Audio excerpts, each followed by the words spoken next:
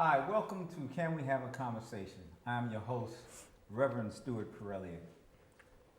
Historically and traditionally, the African American male has wanted to project the image of being strong, stoic, almost hyper-masculine male who eschewed mental health concerns and only saw physician when absolutely critical. This behavior, of course, is masked that for some is hiding tremendous emotional pain and feelings of hopelessness and anger. The show attempts to unmask this stereotypical thinking. There's three crucial questions that we'd like to address on this show. One, what are the salient facts that relate to mental health and the African American male? Two, what are some of the reasons why African American males are not receiving the mental health services that seem to be needed based on incidence and prevalence of mental health disorders that African American males experience? And three, what can we do about the concerns raised on this show? Our topic today is master manipulation. We have 5 guests on our show, and I would like to introduce them from left to right. To my left is Professor Dr. McLean. Welcome to the show. Thank you, sir. Good to be here. And then we have Tyson Amir. Yes, sir. Thank you for allowing me to be here. Glad you're here.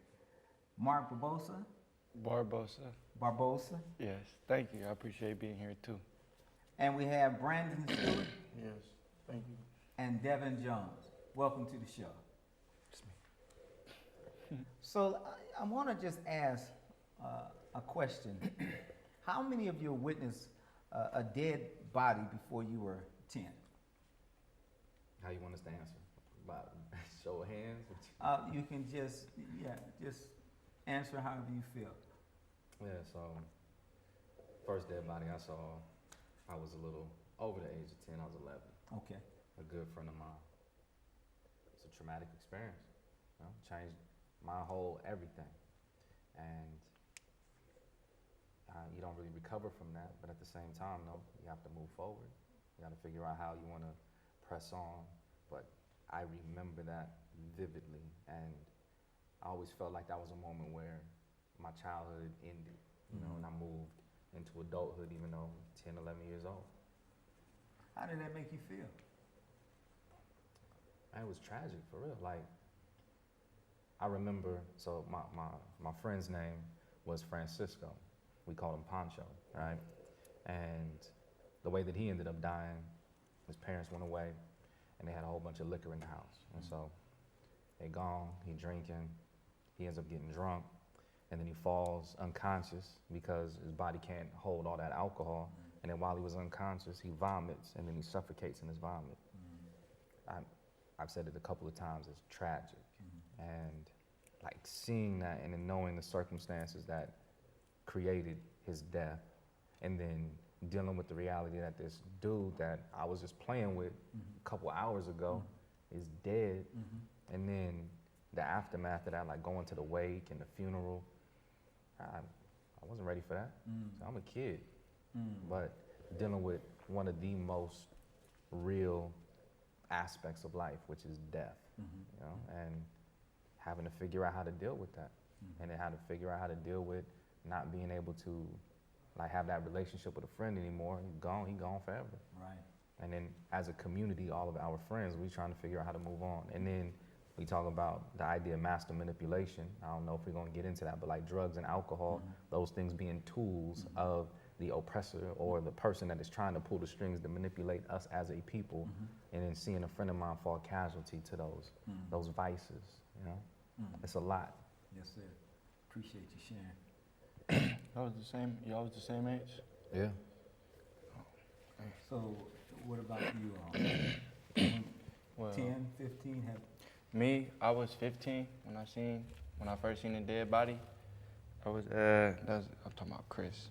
He was there. We was together that night. But Yeah, we was on New Year's Eve. We was in the house, you know, chilling, and then we heard gunshots, and then we came outside, and we had looked across the street, and our friend, Chris, was his last name? Jones. Yeah, Chris Jones. He was on the porch. He had got shot, and yeah, it's like he was just laid out on the porch. Like he had dreads, so like when he got hit, some of his dreads was like spread out from his head. It wasn't cool. I didn't like it. How did you respond? I mean, how did it affect your life? I don't know. I was just quiet for a while. I don't know, cause I haven't ever been through that or experienced anything like that, so I didn't know how to deal with it. So, I talked to people like my friends and I know, you know, to get the comfort, like people that know him too. That's how I dealt with it, but I still think about it time to time on New Year's Eve. It happened on New Year's Eve, so like almost every New Year's Eve, I almost think of it. So I gotta deal with that. But that's, yeah, I was 15. And I was 13 around that's the time I was gonna bring up too. Okay, 13. So explain your situation, your experience. Well, we pretty much experienced, it was the same day, same incident. It was just kind of hit me, like it was new to me, like kind of not new, but like it started hitting me and I started waking up like and noticing that death is real.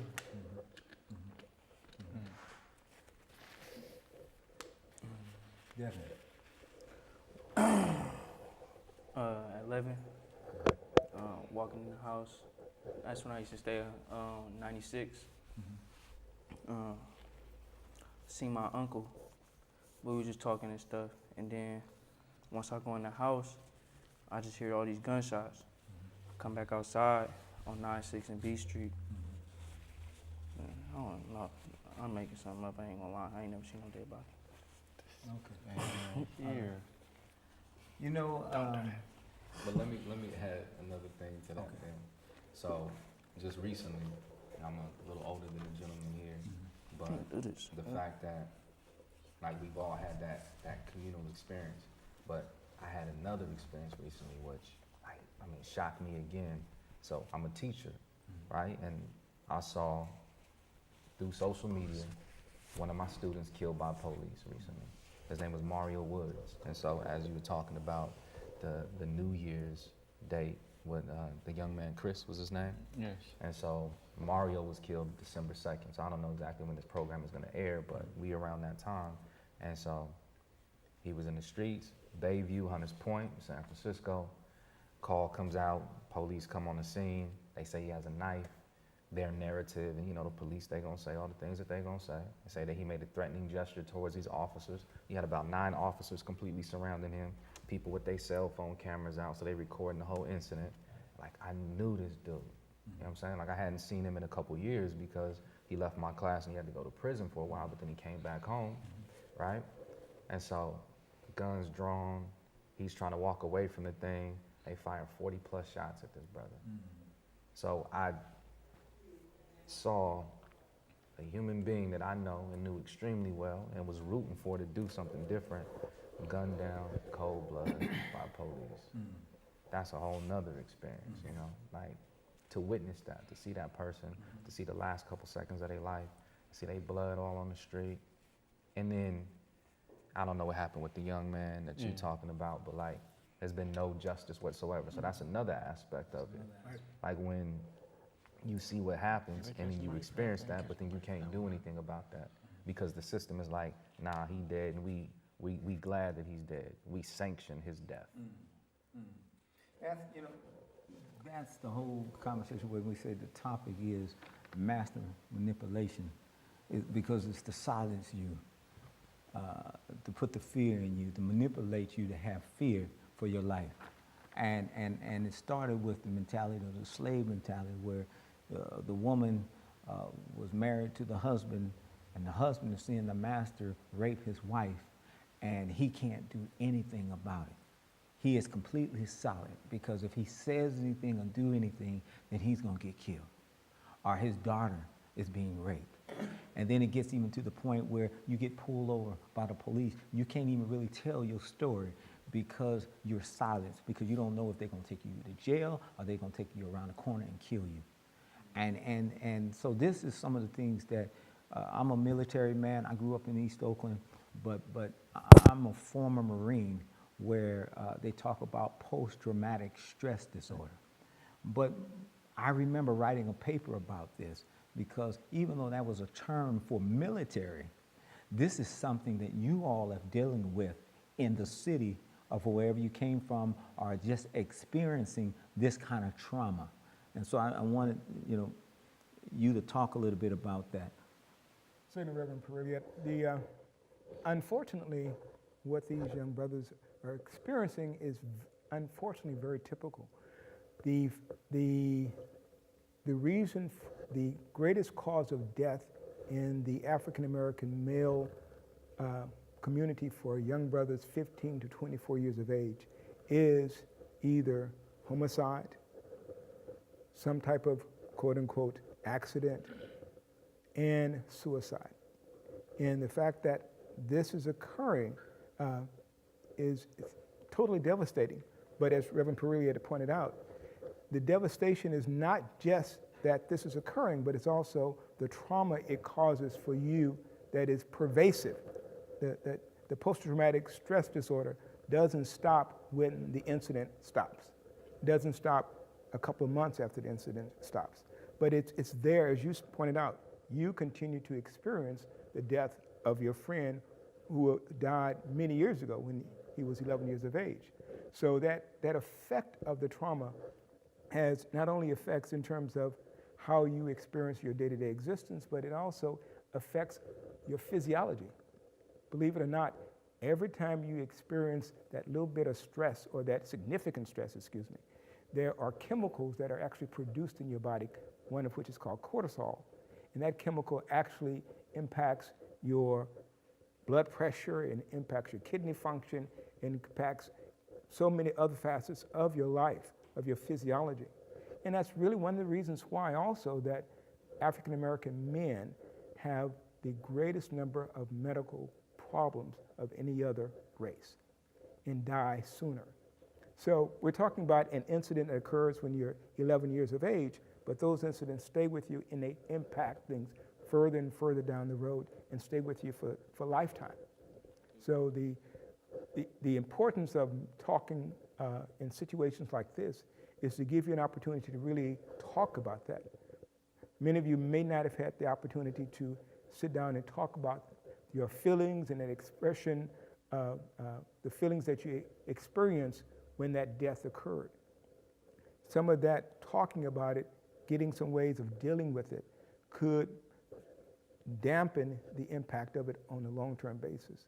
So one of the reasons for conversations like this is really to begin to give you skills in terms of how can you deal with these types of stressors. The stressors may not leave right away in our communities, but the impact of those stressors on your day-to-day lives can be dampened or mitigated.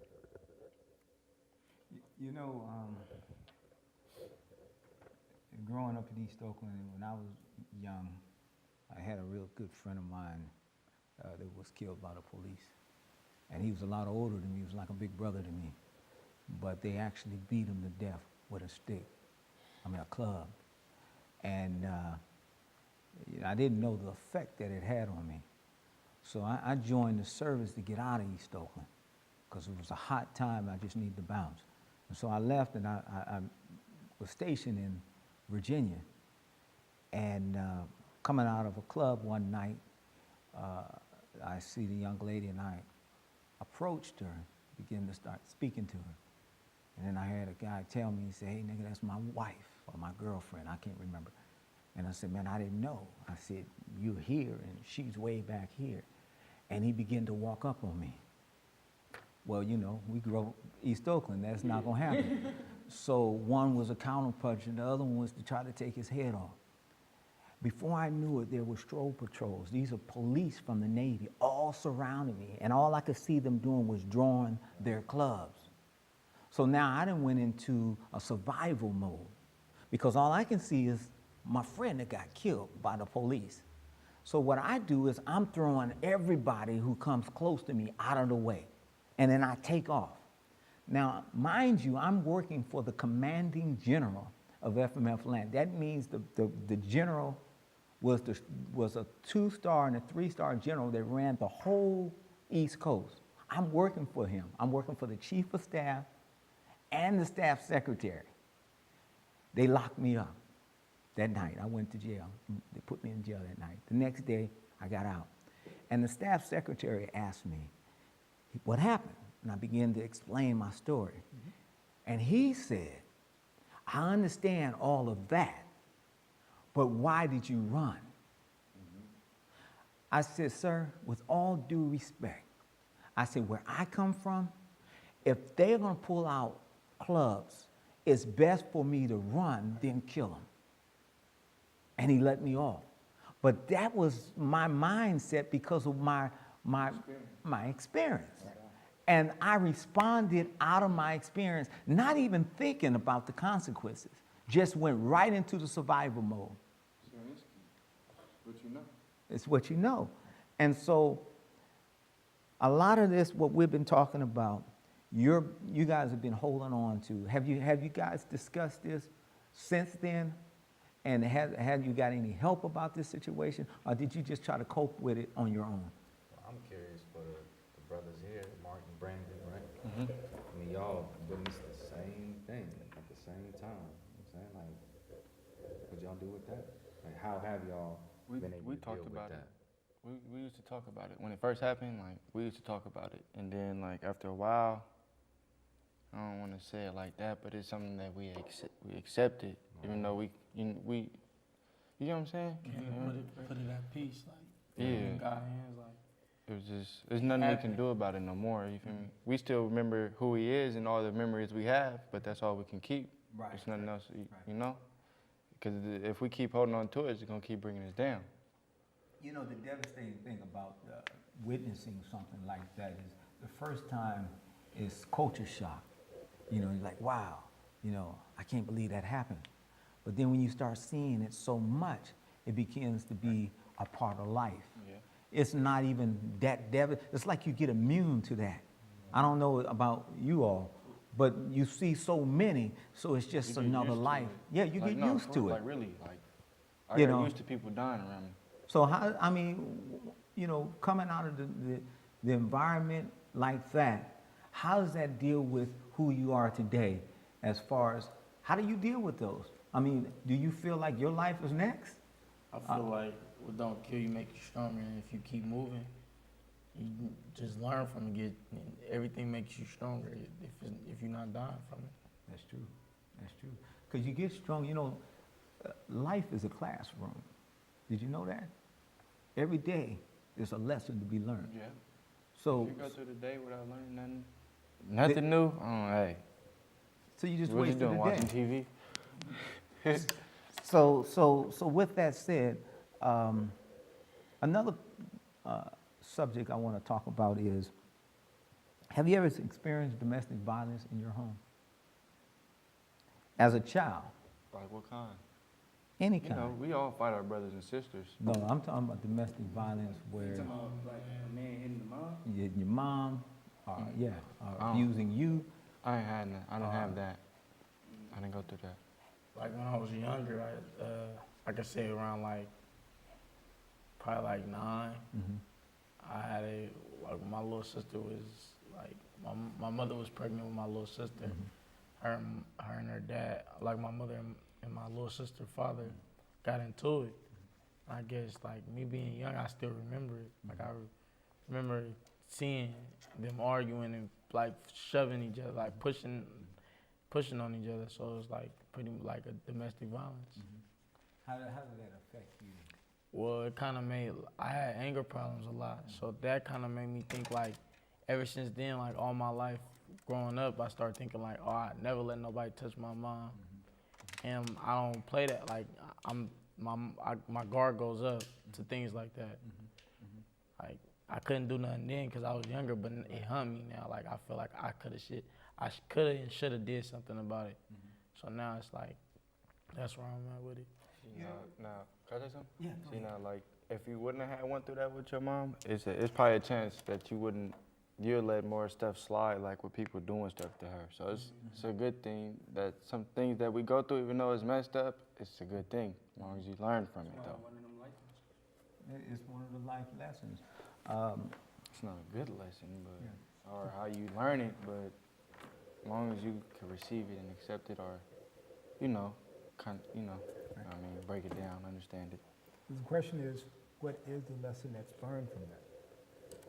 You learn from people's mistakes. Okay. Well, that's the hope. I mean, like, we witness so many different things, and we've been talking mainly about murder or death and the people around us that we care about dying. Now we're talking a little bit about domestic violence. Like, there's so much violence around us, whether it's perpetrated or it happens in the home or it's happening in the street. And then if we want to talk about just our greater society, like the bigger picture, the society that we live in, and we talk about the master manipulation, like we live in a society that has practiced state-sanctioned or state-sponsored violence against black people and other oppressed communities since the day that we've been here. And so we internalize violence. And then yesterday was Veterans Day. And not to diminish or to make light of anybody, we have a culture that celebrates people that we've sent off to war, and oftentimes we sent them off to war to fight these battles to get the 1% or rich, wealthy white people more money, you know what I'm saying? And we exploit their countries, we taking their oil, we taking the poppy seeds from the folks in Afghanistan to make these cheap pharmaceuticals and all that. And so we celebrate this culture of violence, and then the police is in our neighborhood doing violence, or they locking us up, taking us away from our homes, from our families. And so constantly surrounded by violence on all these different levels, and we internalize that. And we as black people have been the primary recipients, aside from like Native Americans, you know what I'm saying, of that state-sponsored, sanctioned violence. And then it begins to manifest in different ways in our homes and the way that we carry ourselves. And we have to have a place to deal with that. We don't, because we're so busy just trying to survive. That's You know what I'm saying? Like, I've used my experience a little bit, and I talked about Mario Woods. Man, in the past 18 months, bro, I've known 3 people killed by police. You know what I'm saying? Like a woman by the name of Jessica Williams, they shot her in the head. A brother by the name of Alvin Haynes, they choked him out at County Jail 5, San Bruno. Choked the brother out. Another cat I know, they beat him so bad he can't even use his hands no more. And that's just, we talking about what the police are doing, and that's not even saying what's happening in the streets, because we out here trying to survive, trying to get money, trying to take care of our family, so we taking all these different types of chances. But it's crazy. And then what do we do with that? Where do we go with that? For me, I try to write, and that's a way that I try to process that experience, to do something constructive with it, and then to turn it into stories that we can have conversations with. But like, it's around us all the time, every day, everywhere. Let me ask you a question. Did you want to say No, I was interested in some of your writing. That's what I was going to Yeah. ask. Could you, based on what we're talking about right now, what would come to your mind of a piece that you wrote? Well, a piece that I did that incorporates a lot of this, especially like the domestic violence piece. I talked about my young brother who died because of alcohol, and some suicide stuff. Or I have a piece that's about 3-4 minutes long. If you don't mind me sharing it, I'll share it. It's called Family Tree. It's a story that represents an experience in my family. Say it loud, because. All right, so it goes, this is the story of my grandfather. You see, when my mom was still a toddler, her mother married a man named John Oliver. And like many black men, he worked in the armed service. It's hard to determine what made him nourish his habit of alcohol, which made him an addict, the travesty of alcohol dependency, which led to a tendency for a beast to surface. He would eventually begin to beat, kick, choke, fight, cuss, whip, inflict pain. A young black man, intelligent and handsome, but destined to reclaim the anthems of souls destroyed by those liquid phantoms.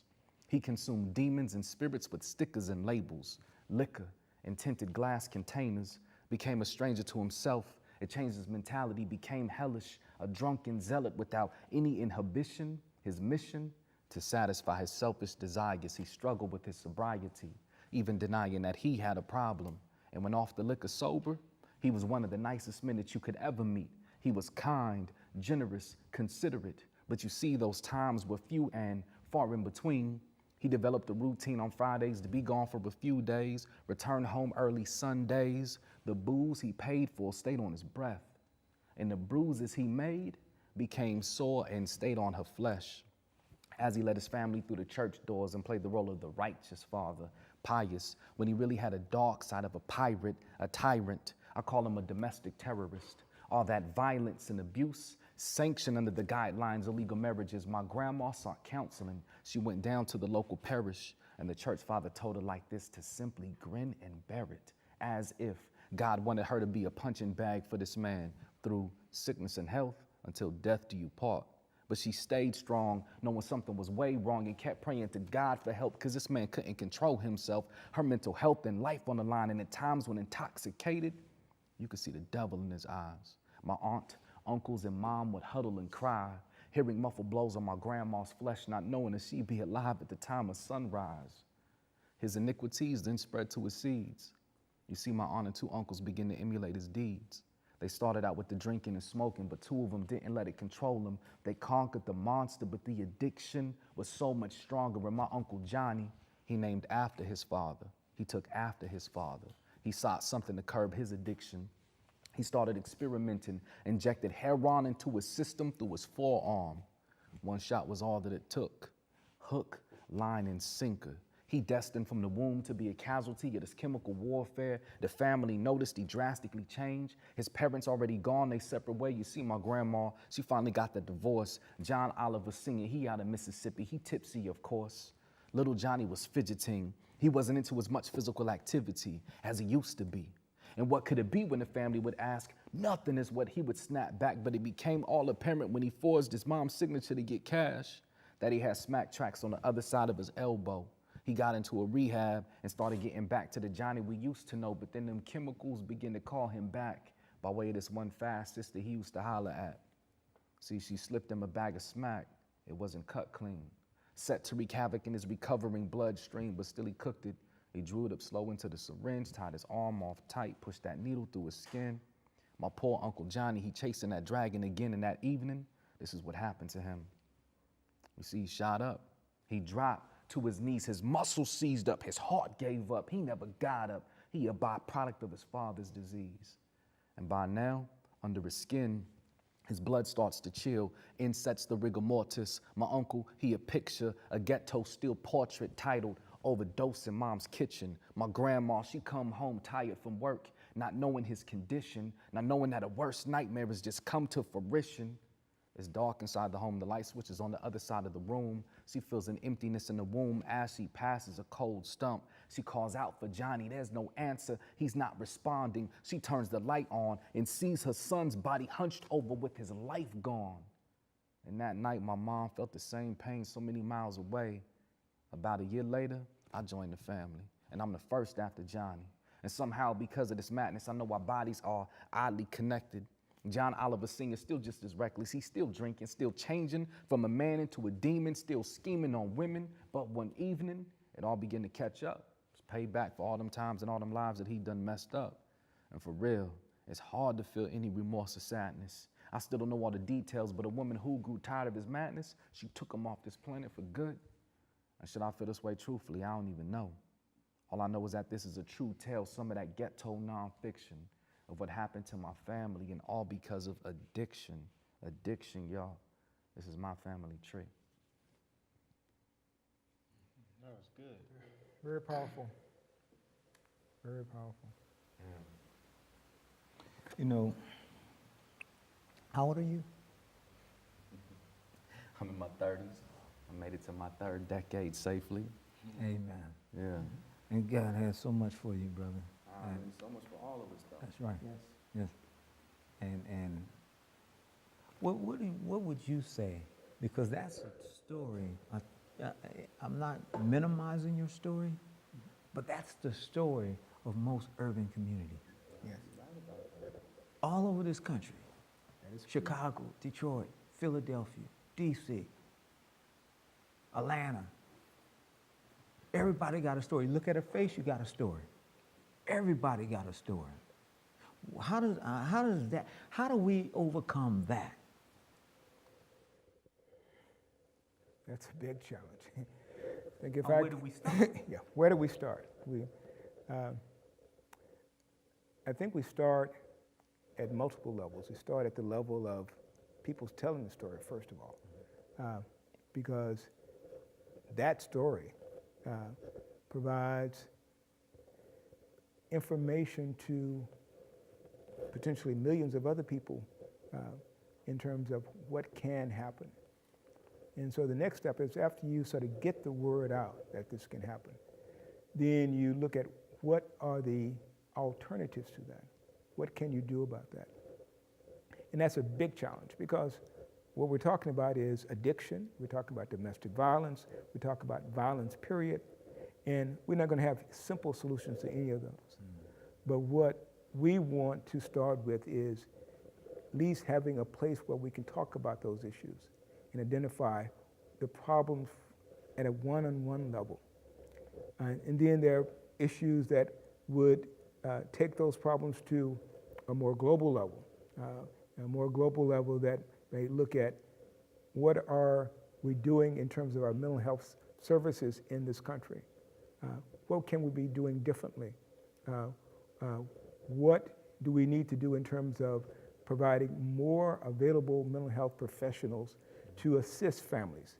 One of the challenges and one of the reasons why so many African American men do not seek mental health services, such as your Uncle Johnny, is that there aren't a lot of African American mental health professionals, particularly men. So the idea of going in and telling someone else about your business, the stigma associated with having those feelings, having those fears, having that depression, which is sometimes the reason for the addiction, is something that we tend not to do, because we don't want to tell someone about it, particularly someone that doesn't look like us or act like us. So there's the avenue that we need to go down in terms of preparing more people of color to be there for those mental health services. The other issue that sort of arises in terms of the addiction and the violence is trying to help people identify different ways of dealing with those complex situations. In terms of what is the alternative to beating someone if you're having an argument? What is the alternative to slapping your spouse around? How do you take that 5-minute break from that argument and just settle yourself down so it doesn't happen? Those types of experiences as well. So there are a number of things we need to be doing, but the first step is just getting the word out, getting those stories out. And I see that's what you do. And does that bring you freedom? Does it release you from the bondage, or, you know? Yeah, I mean, I'm curious to know what the brothers thought about it too. But like for me personally, so the way that I wrote it, I didn't witness that. Mm-hmm. But because of like all the stuff that we're talking about, the pain, the trauma, the hurt, the generational like brokenness that happened as a result of that, like that story was so heavy in my family. I heard that every year of my life. You know what I'm saying? We getting ready to approach Thanksgiving. You know what I'm saying? My uncle, he a picture on the wall. Like we go into my grandma's house, the same house where he died in the kitchen. Like we all know exactly where he was at. And so, yeah, bro. I mean, that joint, like especially, like I'm saying, like when you walk in, You get cold chills? not necessarily cold chills, but like I always have an experience when I'm in there, no doubt, because I gotta like walk all the way across the kitchen to get to the light switch, and that's where his body was at. So like when I turn on the light, I'm basically standing in the spot where he died. And the sad part about that is he died in the same house where the stuff that we were just talking about, because we were just on the domestic violence, tangent. Like he saw his mama getting beat by his father.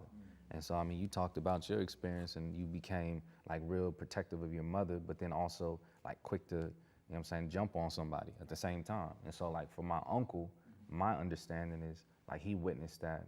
He definitely wanted to protect his mother. He loved his father. So like, what do you do when the person that you care about, you named after, is like one of the biggest villains in your household? You want to protect your mom. Like, what do you do with that? He tried to cope with all of that stuff going on in him by, shooting up. And then that eventually killed him. So the the problems that played out in his father's personality impacted the family so much that everybody was affected. And then my uncle was affected to the point where he overdoses, abusing himself. I mean, it's heavy. But I told the story because my family needed to process that. I needed to process that. Like I talked about my homeboy from way back in the day. I've written about him because that's how I processed that. And then I try to turn it into something where it can form a conversation. Like I can do something with that. Like you said, I mean, millions of us, so many of us had that experience in our family. But we can talk about it and try to do something with it to move in a different direction. What did you guys hear from what he said? How did it impact you? Or what did it make you think about? In my opinion, it was very strong. It was like, you was specific of not what you heard and not just how everybody else felt from like what you got from it. That's what I noticed, and it was just like I could relate to it, just off of the pain. And a lot of people in my family grow up like a lot of drugs, be off a lot of different drugs. I got, excuse me, I got a lot of family off. I got a lot of family I see that be off one drug to another, a hard drug, and then it's a lot of people that I know that are not off drugs, and then I see the difference, see the big difference in what drugs could do to people, and what it could do to their mind, mentally, physically. And and I just see that sometimes I don't want to say like everything that happens to everybody else affects me, but a lot of it do hit me sometimes when I sit back and think about what is happening to other people that I see, not just happening to me.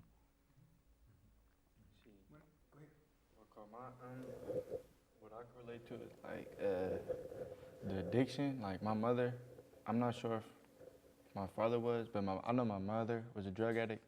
No, my father did drugs too though, but my mother was a drug addict for 28 years. She did heroin, and so yeah, I'm the baby, so I really wasn't there to see it like that. But when she talks to me about it though, and from watching like movies and documentaries of other people and like just and like like documentary where you watch stuff and they do drugs and tell you about it and stuff. You feel me? And I just put two and two together, and sometimes I'll be like, I picture like, oh, that's like, you feel me? That's what my mom used to do. And then, I don't know. But when you start talking about the addiction, that's what I start thinking about. I can relate to it too, because my auntie, she ain't died from addiction though. She died from breast cancer recently. But she did a lot of drugs, like a lot of them. And I could just relate to that. One of the things that we know that happens with addiction is that it's typically covering up something else. It's covering up pain that's related to something else that's going on in people's lives. Oftentimes it's feelings of depression or fear or anger, and the drug is really a way of anesthetizing yourself, sort of putting you in a situation where you don't feel. And what do you think about that idea? Basically, like, I see like some people when they get mad, they be like, "Oh, I'm finna go smoke," and it's like drugs, and some people would be like a gateway. Well, kind of like a drugs, kind of keep your mind off things. Like, oh yeah. In some people's opinion, like, oh, I can go get high and that'll solve all my problems. All my time. So you gotta get high again. Yeah, because the high goes down. Yeah. Right. And then when it goes down, what happens? Everything you try to get rid of come right back. So what does that mean then, if it's going to come right back? Basically, it's gonna be there always, if you're high or not high. You just gotta find another way To cope with it. Yeah. Yes. What do you guys use to cope? How do you cope with the anger you feel? Sometimes I feel like I cope with things by writing lyrics and and just listening to music. Music helped me cope with a lot.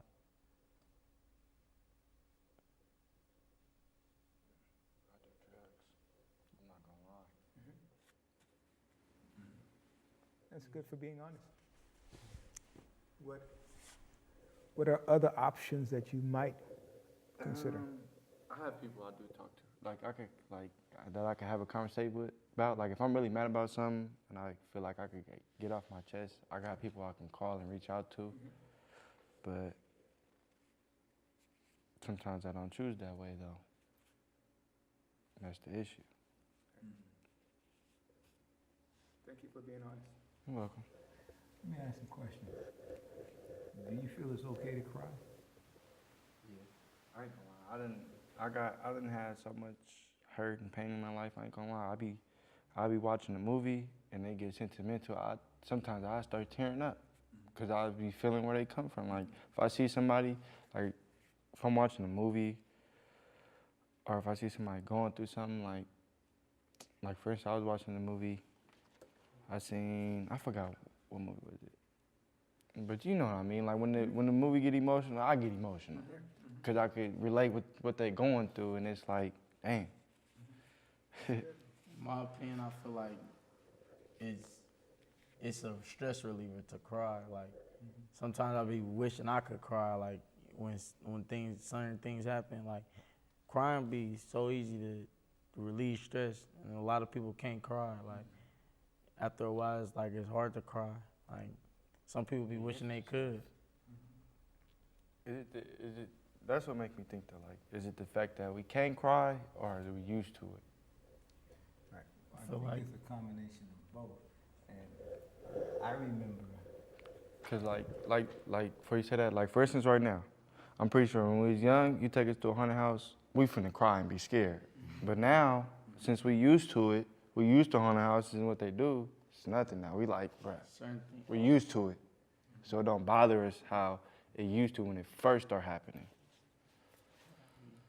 One of the things I wanted to talk to you about, and maybe you can expound on this, the fact that it seems like African American young men are the only young men that go from childhood to adulthood without the adolescent age.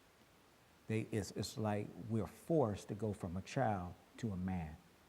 And I had to ask myself the question one day, because my heart was so hard.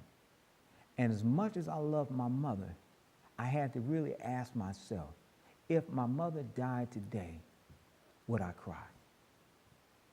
Every time I think about that, I kind of feel it too. I do be thinking about that, cause it be crazy out here. Like they just be dying left and right, like drop fly. Like I just be thinking that. Yeah, I just be thinking like anybody, like anybody that I love and care about, like somebody like what I really like. Yeah, I would. Something happened to I lost my dad when I was 10, so my mom is all I really got. I got sisters and brothers too, but you know, as a parent, that's all I really got. So if I lost my parent, yeah, I don't know. It's gonna be very hard. It would be very hard. The reason I raised the question is because of what you said. Right. You get to a place where life challenges you to a place where you get immune to the challenge. Right. And so now it begins to be a way of life, and you're so hard, your heart is so hard, to the point that no matter what happens, it doesn't matter. You feel like you have to protect yourself so you don't cry. You feel like you have to be, you have to man up, and you feel that you can let other people know that you're weak. If you cry. But in my opinion, I look at it like it's not really like a man thing, like not to cry. Yeah. Like I feel like that. I kind of look at it like that kind of be like artificial manhood. Like the real thing, I feel like everyone should be able to cry without it being a problem. But it's like after you get, say like a dog get in trouble all the time, you're gonna get used to getting in trouble. Like after so many things, once you learn how to swim, you're not gonna be scared to be in the water. So I look at it like after so many things of like the death that a lot of people experience a lot of death. Well, a lot of us have experienced a lot of death coming from East Oakland, and it's like the death. You don't really not feel bad for it, or you don't feel some type of emotion, but it's like after a while, like I feel like after me losing a handful of people, I start not being able to cry, and I used to be mad at myself, like, why am I not crying? Like, do I really care? Or is it something like keeping me, like, do I care, or do I, like, crying, I thought you cared. And after a while, I start getting older and start seeing, like, I care, but why am I not crying? And that used to confuse me a lot. One concern I would have is if you are not crying and you feel the need to cry, what is that happening to the other parts of your body? What is that? What's going on? How are you sort of pushing it down? Is it going to show up someplace else? Like anger. Yeah, okay. If it don't come out like in you crying, it start coming out. It's gonna come out a different way. Like it's either you could do it physical, Right. or Either emotion, like- or like like sad. mentally, Either come out in different type of feelings. instead of coming out your mouth. You know, like either crying, it can come out sadness, or it can come out anger, or you can be too happy. It can come out happy, different emotions. You Yeah. start messing with the emotions. Right.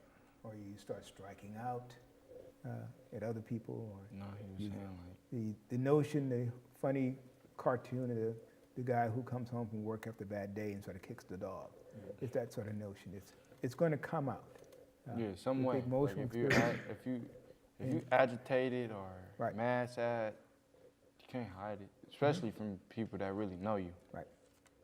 And if you feel like you need to cry and you can't cry and become immune to it, maybe you end up anesthetizing yourself with drugs.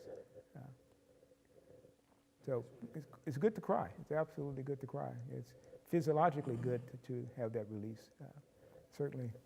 But in terms of Reverend Perilliat's question, I think what happens with a lot of African American men, young men, is that there's an absence of a more mature male figure that sort of guides you from that prepubescence, that adolescent period, to manhood.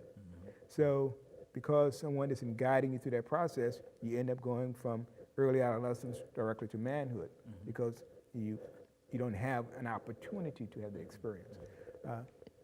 And that's what we need to change. We need to change so that our young brothers can sort of go through those adolescent stages and have someone they can talk to and deal with sexuality, deal with sort of careers, deciding on what's important to them, deal with sort of the values that you develop during the adolescent period. And conversations like this and the work that you do provides a lot of young brothers an opportunity for that. That makes a difference because then once you've done it and you're a parent, you know what to do with your child. Sort of want to break that cycle that we're in now. It's unfortunate, but it's true that there are grown men that are 50, 60 years old with a 15, 16-year-old mentality. Because they never went beyond that age. They stopped there because that was as far as they could go.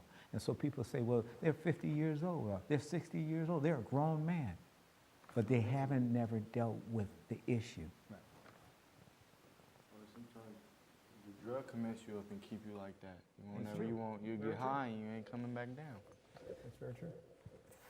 Have there ever been a particular circumstance in your life where it appeared that you wanted to take your life away, that you wanted to end your life? And if so, what was that? No, I haven't. I don't believe in suicide. Okay. No, I haven't really. I could say like I came across where my back was against the wall, where I just felt like, what is there? What else can I do? Like I felt like I didn't came to the point where like damn, I don't have nothing. What is like, where do I go from here? Like I came across that. Like I never really was like, I like forget life itself. It's gonna be hard, regardless. We can make it comfortable. It's gonna be hard.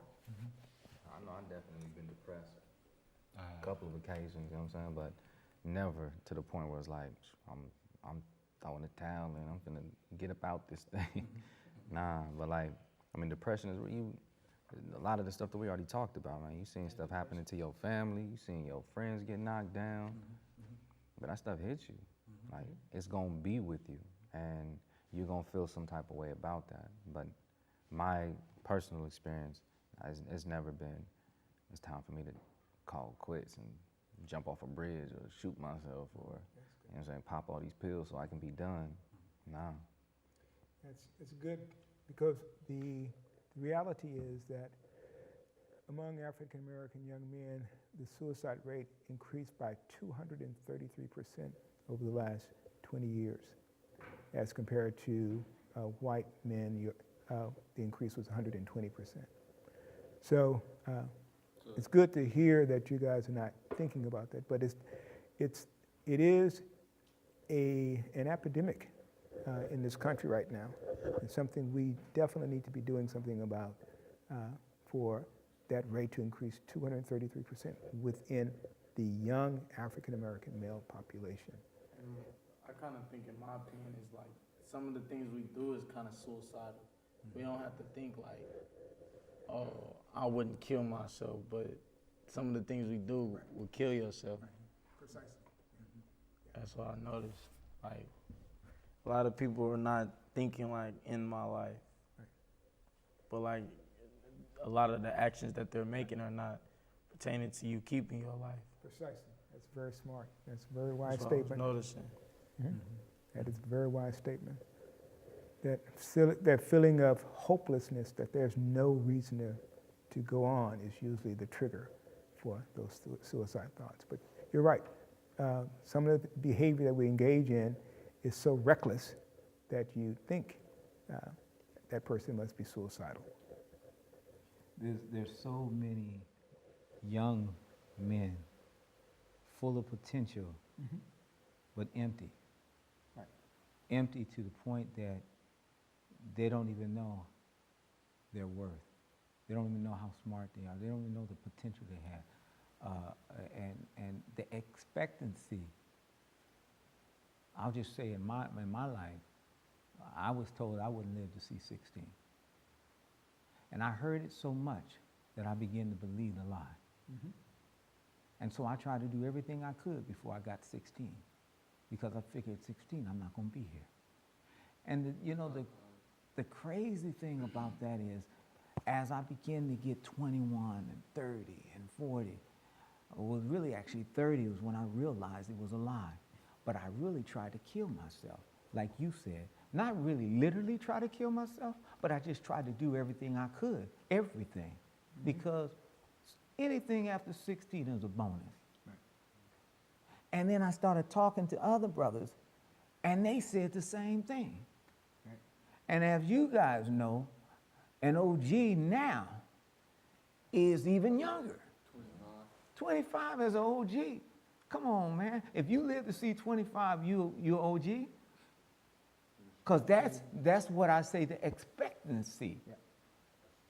You are not saying you per se, but the average brother is saying the expectancy is 25 years. That's crazy. That lifestyle gets you 25 years. So if you don't street, die at behind the 25, bars. you go to jail at 25 because you're trying to survive. So No, you're going to get 25. Basically, You ain't like, going to go to jail at 25, probably not. basically like 25 is the expectancy. Like, by the time you're 25, you're either gonna be dead or in jail. But if you're not, then what? You're going to keep staying in the streets? well, that's the question. Right. Yeah. That's that maturation process. Well, I appreciate you guys coming on the show. We ran out of time. And so, we can, add to this show and have another show. Yeah. But this is a conversation, man, that is wide open. You guys have my information. You can call me anytime. We can get you back on the show and talk about some other issues. Is that all right? We still doing the man-to-man groups? We're still doing the man-to-man every third Friday of the month at Allen Temple Baptist Church. It's 7 to 9. You ought to bring them. You've been there. Yeah. So again, thank you for coming. Again, you've watched Can We Have a Conversation? We'll see you again next time. God bless you.